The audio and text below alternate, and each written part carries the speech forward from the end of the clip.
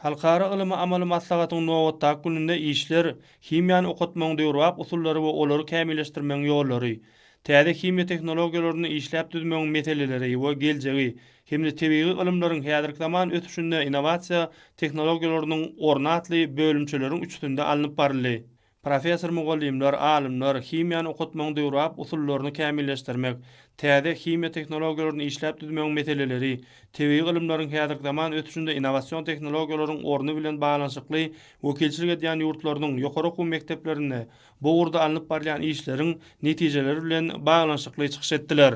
Bölümleriň işlerine gatnaşyjylar halkara ılym amaly maslahatyň ýokary guramaçykly geçirilendigini bellemek bilen bu wagtda döredilen mümkinçilikler üçin türkmen halkynyň milli lider gahrman arkadamyda we hormatly prezidentimize hoşalyk sözlerini beýan etdiler.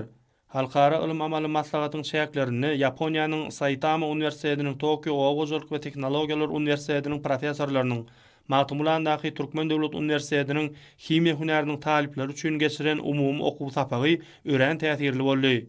Himiýa dersi boýunça 3-nji halkara olimpiadasynyň we himiýany okutmagyň usuliýetiniň döwrap kämilleşdirilmegi we himiki tehnologiýalaryň häzirki zaman ötüşatly halkara ılym amaly maslahatyna gatnaşýanlar üçin medeni maksatnamanyň göz tutulmagy aýratyn ähmiýetlidir.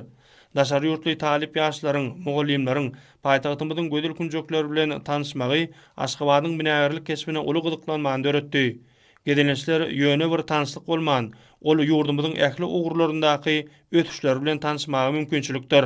Halkara ılımy amaly maslahatyna gatnaşyjylar üçin geçirilen ülkäniň toý taşagyny dağıtly çäre de ören täsirli boldy.